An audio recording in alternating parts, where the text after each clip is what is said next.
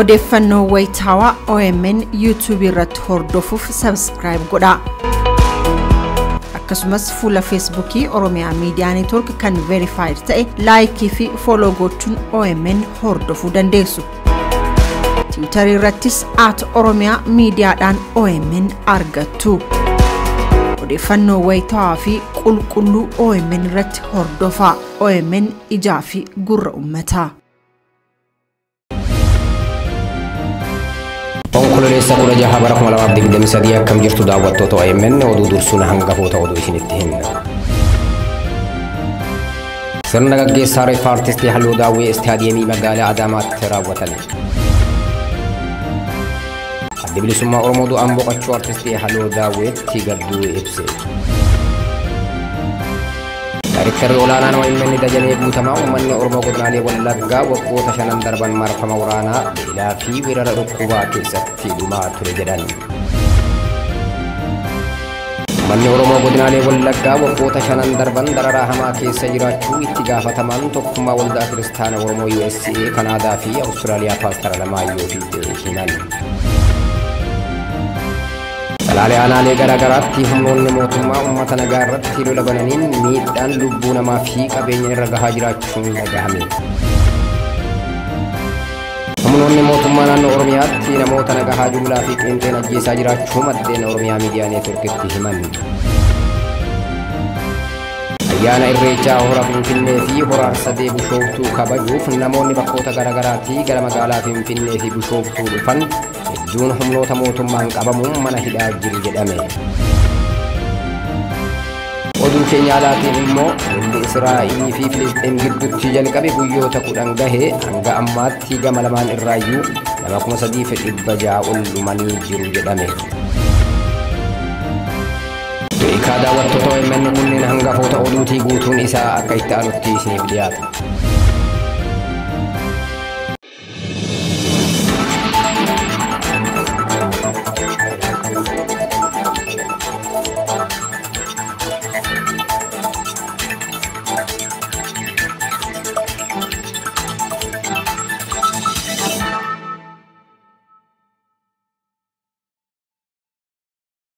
Biyya keessaa biyya alaatiin OMN kan daawwataa jirtu akkam jirtu kabajamtoota daawwattoota OMN oduu isinitti himaa wajjin ansara sabaatiin oduu keenya jalqabaatiin sirni awwaalcha artistii fi qabsootuu Halluu Daawwee magaalaa Adaamaatti raawwatame. Industirii aartii Oromoo keessatti mallattoo dhalootatti darbu keessee kan darbitee fi qabsoo uummata Oromoo keessatti wallee fi dandoon gahee olaanaa kan baate artistii Halluu Daawwee har'a Konkololessa 16 bara 2023 istaadiyeemii magaalaa Adaamaatti geggeessaan gootaa taasifamee jira. Reeffi artistii Halluu Daawwee marshii baandii Oromiyaatiin dabalamuun mana jireenyaa isheetii fuudhamee istaadiyeemii magaalaa Adaamaa geeffamuun geggeessaan taasifamee jira. Sirna geggeessaa artistii Halluu Daawwee kana irratti uummanni Oromoo bal'aan qondaalonni mootummaa miseensonni mana marii bakka bu'oota uummataa fi caffee Oromiyaa artistoonni maatii fi keessummoonni garaagaraa argamanii jiru. Sirna geggeessaa kana irratti seenaan bara jireenyaa artistii Halluu Daawwee himamee jira. Sirni awwaalcha artistii fi gameettii qabsoo Oromoo Halluu Daawwee magaalaa Adaamaatti raawwatamee jira. Radeebuun OMN lubbuu artistii Halluu Daawwetiif jannata maatii fi uummata Oromoo hundaaf jajjabinaa waamu. Oduma walqabateen adda bilisummaa Oromoo du'aan boqochuu artistii Halluu Daawwee hordofee ibsa gaddaa baase. Halluu Daawwee weelliftuu qofa osoo hin taane qabsoo bilisummaa Oromoo abaan durfamuu ta'uu adda bilisummaa Oromoo ibsa baaseen himee jira. Zoonii Bahaa Dirree Dawaa naannoo Laga Mixiitti waraana bilisummaa Oromootti makamuun gaara mul'ataa adda darbadannoo fi kanneen biroo keessatti qabsaa'ota akka Galaasaa Dilboo, Nadhii Gammadaa, Dhugaasaa Bakakkoo, Bruusoo Biroo fi kanneen biroo faana waggootaaf lolaa turte jedhe. Artistii Halluu Daawwee bara afaan Oromoo cunqursaa jabaa jala turetti aartiidhaan nama afaan Oromoo dagaagsuuf qabsoo guddaa goote akka taates abaa'oon ibsee jira. Oduu keenya itti aanutti hojjennu daayirektarri olaanaan OMN Dajanee Guutamaa uummanni Oromoo godinaalee Wallaggaa waggoota 5 darban marfama waraanaa beelaa fi weerara dhukkubaa keessatti dhumaa ture jedhan. Daayirektarri olaanaan dhaabbatichaa Dajanee Guutamaa kana kan jedhan sagantaa tamsaasa kallattii OMN dhimma uummata godinaalee Wallaggaa irratti mata duree balaa rifaasisaa Oromiyaa lixaaf falli maalii jedhuun qopheessa irratti yoo ta'u Oromiyaa dachee magariituu keessatti uummanni haala kanaan miidhamuun guddoo nagaddisiisee jedhan. OMN rakkoon kun sadarkaa kanarra osoo hin gahin gabaasaa turuu kan yaadachiisan obbo Dajanee Guutamaa gara fuulduraattis OMN rakkoo uummataa irratti hojjechuu itti fufa jedhanii jiru. Bal'inni oduu kana itti aanee dhiyaata. Waggoota shanan darban keessatti uummanni Oromoo godinaalee Wallaggaa rakkoo waraanaan beelaa fi dhukkubaatiin hoomaa turuu daayirektarri olaanaan OMN Dajanee Guutamaa himan. Sagantaa tamsaasa kallattii OMN sanbata darbe onkoloolessa 14 bara 2023 mata dureen balaa rifaasisaa lixa Oromiyaatiif malli maaliim jedhuun qopheesse irratti rakkoon uummanni keessa jiru qaamota garaagaraatiin ibsameetii jira. Bifa kanaan waggaa shanan darbe balballi itti cufame uummanni kun akka beela'uu fi akka dhibeedhaan akkanatti dhumu gochuun gaafa viidiyoodhaan argitu isa yeroo dheeraadhaa gabaasaa turre caala gaafa viidiyoodhaan argitu baay'ee si gaddisiisa. Nama dhalee beekutti dhugaadhumatti ilmoo sadii awwaalanii arfaffaadhaaf immoo isas awwaaluudhaaf boochi haati kuni ammamna akka nama gaddisiisu warri angorras jiru warri rakkoo kana hiikuu danda'u hundumtuu I think ilmoon qaba ilmoon saanii tokko akkas taate tokko afurii miti sadii miti maaltu itti dhaga'ama kun baay'ee nama gaddisiisa.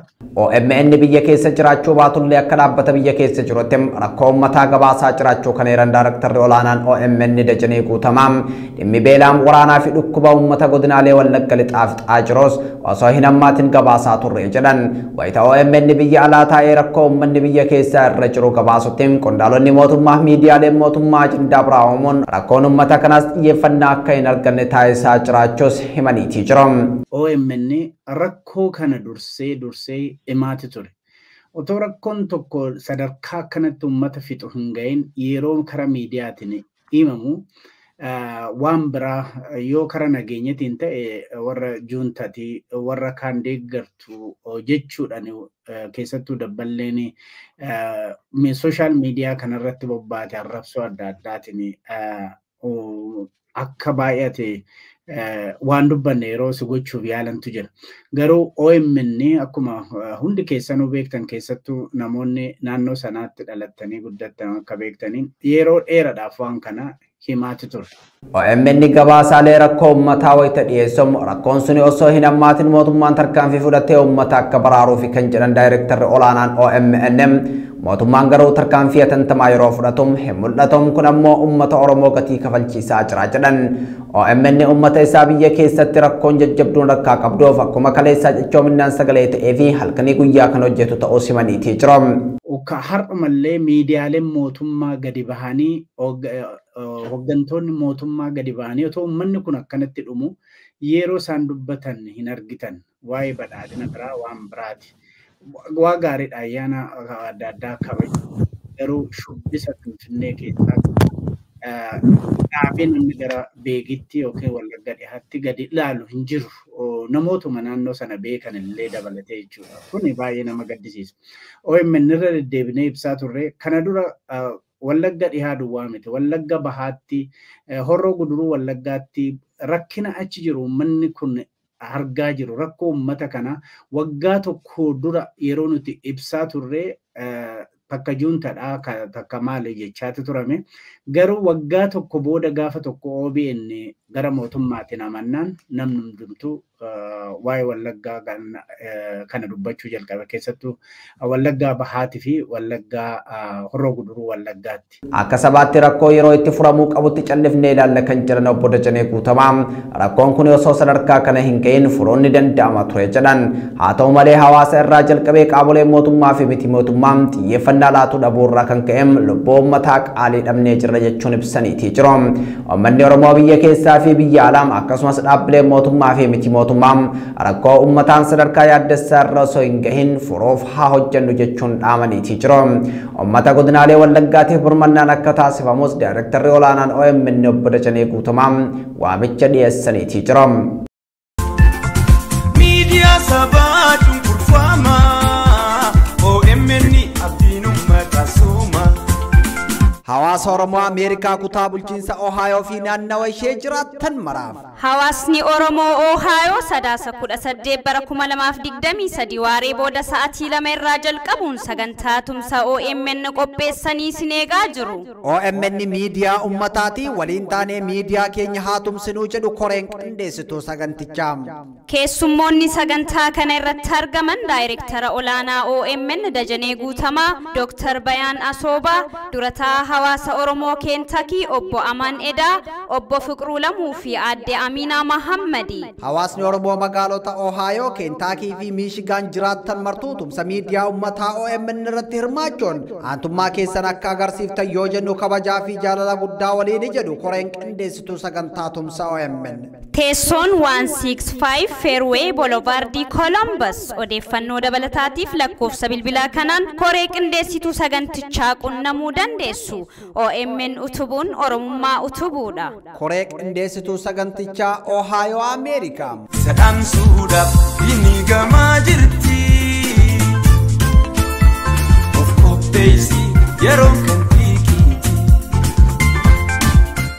Uummanni Oromoo godinaalee Wallaggaa waggoota 5 darban dararaa hamaa keessa jiraachuu itti gaafatamaan tokkummaa waldaa kiristaanaa Oromoo US Kanaadaa fi Awustiraaliyaa Paastara Lamaayyoo Fiixee himan waggoota 5 darban kanneeniif uummanni Wallaggaa waraana beelaa fi dhukkubaan marfamuun dhumaa jira jedhanii jiru. Yaasina san bal'inoo dukkana qopheessee jira. Rakkoo weerara dhibee buusaa mudatee fi rakkoo nageenya naannichaa tureen uummanni godinaalee Wallaggaa rakkoo namooma hamaa keessa jiraachuu qaamoleen garaagaraa dubbataa jiru. Dhimma weerara dhibee buusaa godinaalee Wallaggaa lixaa fi qeellam Wallaggaa mudatee hordofee sagantaa OMN fala barbaaduuf onkololeessa 14 bara 2023 qopheesse irratti kan hirmaatan Paastar Alamaayyoo Fiixee rakkoon naannoo kana mudatee rakkoo namtolcheedha jedhan. Paastar Alamaayyoo Fiixee dhalataa naannoo sanii ta'uu erga dubbatanii booda naannoon sun lafa oomishaa fi oomishtummaaf tolu ta'uu himaniiru. Rakkoon kun isaaniif hin malu jechuun mararfatanii dubbataniiru. Paastar Alamaayyoo Fiixee waldaan isaanii uummata kanaaf birmachuuf sochiitti akka jiru himan. Egaan maal goone hamma yoonaatti jedhu akka tokkummaa waldoota kiristaanaa Oromootti tokkummaa waldoota kiristaanaa Oromoo akkuma wanta kana dhageenyeen suuraan jalqabaa yeroo ba'e waa isaa biyyatti siyyaafannee yeroo hubanne tokkummaa waldoota kiristaanaa Oromoo yeroo sanaa boordii keenya walitti qabnee maal gochuu qabna kan jedhu irratti mari'annee kan irratti walii gallee. Namales dhimma kana ilaalchisee guyyaa muraasa booda sagantaa akka qabanis ibsaniiru. Uummanni Oromoo qabeenya guddaa qabaachuu eeranii qaamni kana qindeesse uummata kana tajaajiluu dhibuutu rakkoo kana fide jedhu. Uummanni Oromoo Oromiyaa lixaa fi kibba keessatti rakkoo hamaa keessa akka jiru himan. Akka waldaan kiristaanaatitti jala buunee koree qabnu waliin dhimma weerara busaa fi rakkoo nageenyaa jiru kana gara qaamota adda addaatti akka inni beekamuuf hojjechaa jira jechuun dubbatu. Paastar Alamaayyoon rakkoon uummata keenyaa hundeedhaan furamuuf waan amma gargaaru kana cinatti dhaabbileen addunyaa gurguddoon mirga dhala namaaf falman biratti mul'achuu akka danda'utti hojjetamuu qaba jechuun dhaamaniiru. Waan amma gargaaru kana biratti rakkoon uummata keenyaa kun iddoo adda addaatti beekamuu danda'uu qaba.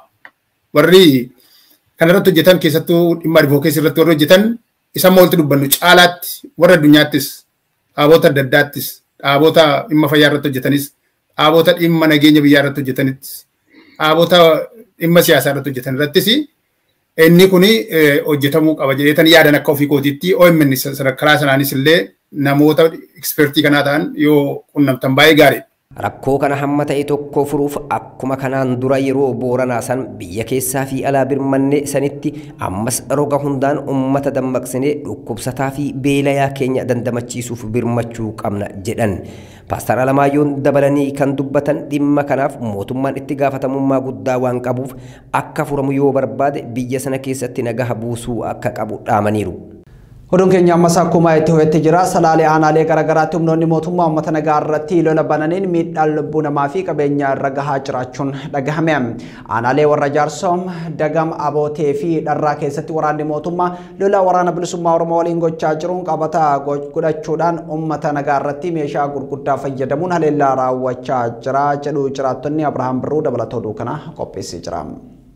Salaalee aanaalee garaagaraatti humnoonni mootummaa uummata nagaa irratti lola bananiin miidhaan lubbuu namaa fi qabeenya irra gahaa jiraachuun dhagahamee jira. Aanaalee warra Jaarsoo, Dagam, Abootee fi Darraa keessatti waraanni mootummaa lola waraana bilisummaa Oromoo waliin gochaa jiru qabata godhachuudhaan uummata nagaa irratti meeshaa gurguddaa fayyadamuun haleellaa raawwachaa jiraachuu jiraattonni himanii jiran. Haleellaawwan sanbattan lamaan darban godhamaniin lubbuun namoota nagaa hedduu darbuu himan. Sanbattan lamaan darbe gandoota akka Leellisaa Alii Dooroo, Wayba Gullallee, Tulluu Milkii fi gandoota garaagaraatti namoonni nagaa hedduu ajjeefamuu maddeen keenya himanii jiran. Midhaan ooyiruurra jiru bakka tuulamettis gubachaa jira jedhan. Uummanni yeroo oomisha walitti qabachuu malu kanatti oomisha sassaabbachuuf hin dandeenye jedhanii jiran. Kana malees uummanni godinichaa daangaa naannoo Amaaraarra jiru hidhattoota finxaaleeyyii naannoo Amaaraatiin haleelamaa jiraachuu maddeen ni dubbatu.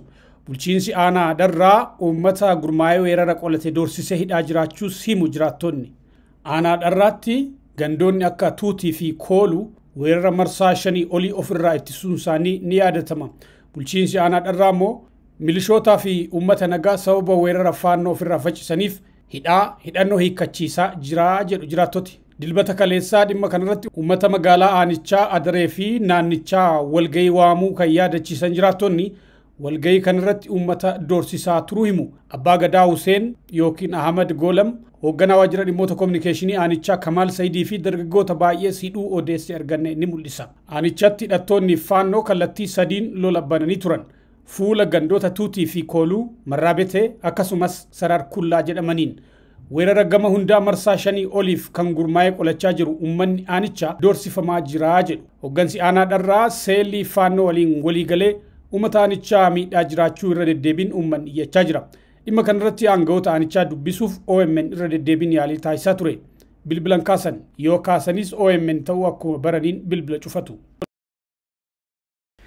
Humnoonni mootummaa naannoo Oromiyaatti namoota nagaa jumlaa fi qeenxeen ajjeesaa jiraachuu maddeen OMN itti himan. Godina Shawaa Kaabaa Salaalee Aanaa Kuyyuu fi warra Jaarsoo keessatti uummata nagaa ajjeesuun qabeenya hedduun barbadaa'uu maddeen himaniiti jiru. Qeellam Wallaggaa Aanaa Gidaamittis namoonni nagaa ajjeefamuu fi qabeenyi saamamee jira jedhamee jira. Wabii Xilahuun bal'inoo duukana akka itti aanutti sirriitti himamu. Godina Salaalee Shawaa Kaabaa Aanaalee Kuyyuu fi warra Jaarsoo keessatti humnoonni mootummaa namoota nagaa ajjeesuun qabeenya barbadeessuu maddeen OMN itti himaniiru. Dheengadda jechuun onkoloolessa 14 bara 2023 namoonni hedduun ajjeefamuu maddeen himan jiru. Asaffaa Simee, Abdoo Irranaa, Gabayyoo Gammachuu, Damisee Sagguu, Tigisti Wasarbii, Shuree Kaftaamuu, ijoollee ishee lama Innaatu Siyyumee fi Leelloo Siyyumee jedhaman waliin qe'ee isaaniitti humnoota mootummaan haala suukkanneessaa ta'een kanneen ajjeefaman keessaati jedhame. Akkasumas godina Qeellam Wallaggaa Aanaa Gidaamii ganda biqiltuu Abootee keessattis namoonni nagaa haal duree tokko malee humnoota mootummaan ajjeefamaniiru jedhu jiraattonni. Onkoloolessa 6 bara 2023 namoonni lama humnoota mootummaan ajjeefamuu jiraattonni himaniiru. Namoonni ajjeefaman kunneen Toomaas Gabiruu fi Amaanu'eel Safaraa kanneen jedhaman akka ta'e ibsaniiru. Namoonni kunneen namoota nagaa yoo ta'an Toomaas nama bultii ijaarratee daa'ima tokko qabu qonnaan bulaa, Amaanu'eel immoo tajaajila waldaa kiristaanaati jedhan. Namoota kanneen ganda biqiltuu Abooteetti erga qabanii booda gara ganda Qumbaabii Cayii bakka Qarsaa jedhamu guyyaa tokkoof erga tursiisanii booda ajjeesaniiru jedhame.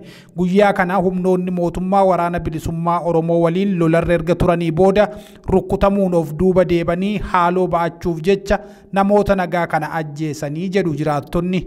Ganduma kanatti qabeenya namoota dhuunfaa hedduu humnoonni mootummaa kun saamaa jiraachuus dhaga'amee jira.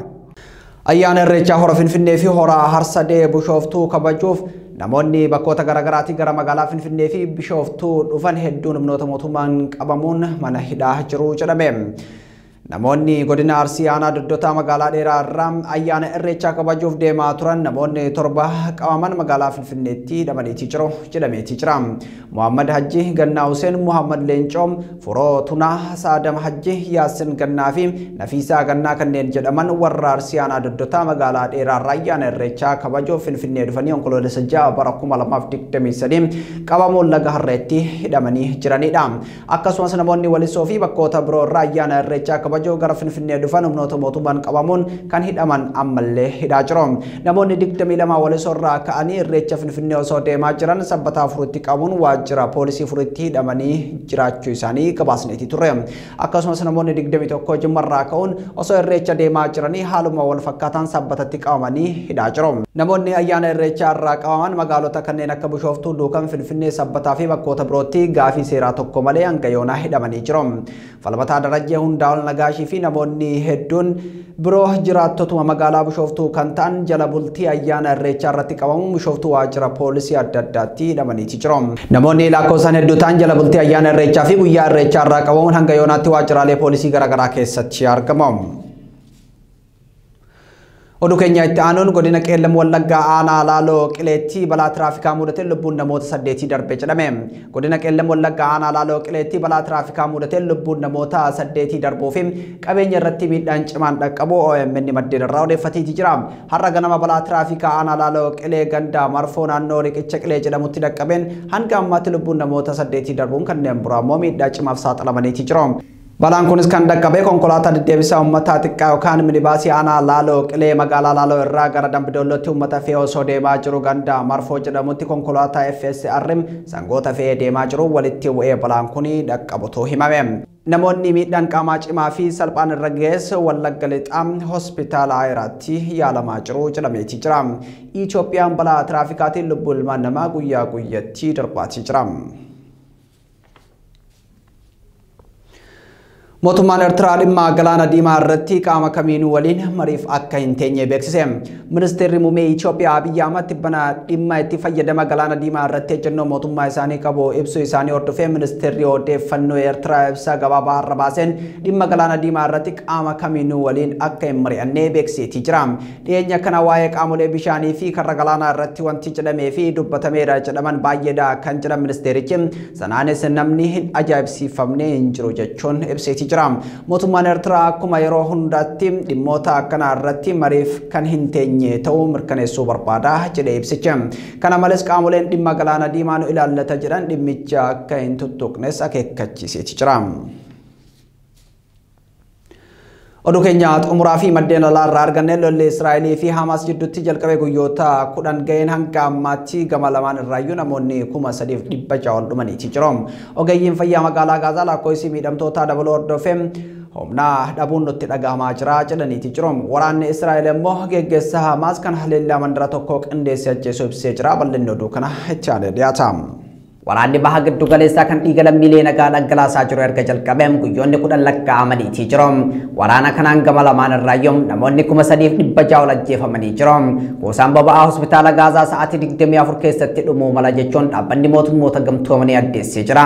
Dhaabbanni mootummoota gamtoomanii waraana addunyaa lammaffaa booda waraanni biraa akka hin uumamne yaaddoo qabaachuu ibsaatii jira. Dhaabbanni mootummoota gamtoomanii kan Antooniyoo Gutaareziin bolom dhaadannoo nagaam walqixxummaa fi kabaja ilmaan namaa maraaf pilaaneetii fayyaa qabdu keessatti ni mirkaneessina jedhu qabachuun hojjechaa jiraachuu ibsa. Garuu kutaalee addunyaa hunda keessatti waraanni bal'aan adeemsifamaa jira. Ardii Awurooppaa keessatti waraanni Yukureenii fi Raashiyaa gidduutti jalqabeem guyyoota 600 lakkoofsiseetii jira.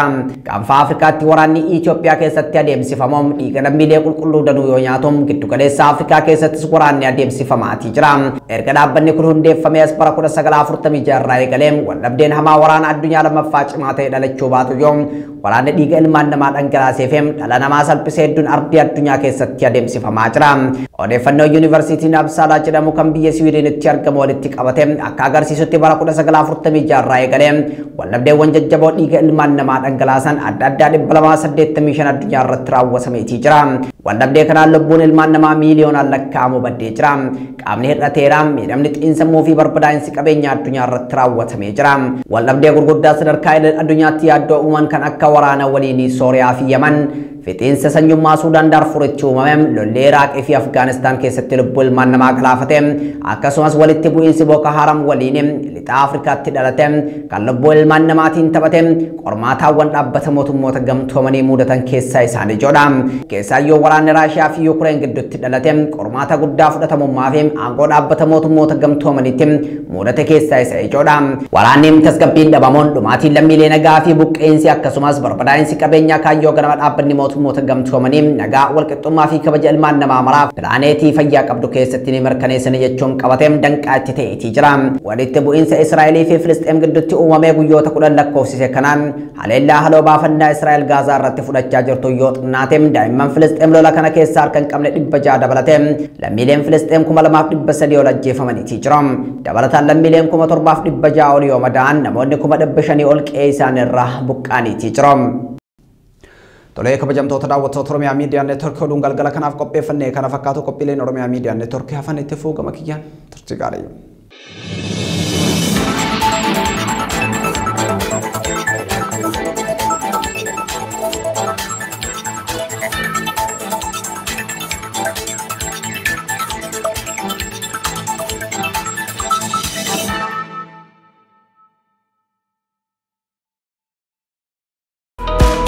Odeeffannoo wayitaawaa OMN YouTube irratti hordofuuf subscribe godhaa. Akkasumas fuula Facebookii Oromiyaa Media Network kan verified ta'e like fi follow gochuun OMN hordofuu dandeessu. Twitter irrattis @Oromiyaa Mediaadhaan OMN argattu. Odeeffannoo wayitaawaa fi qulqulluu OMN irratti hordofaa. OMN ijaa fi gurra uummataa.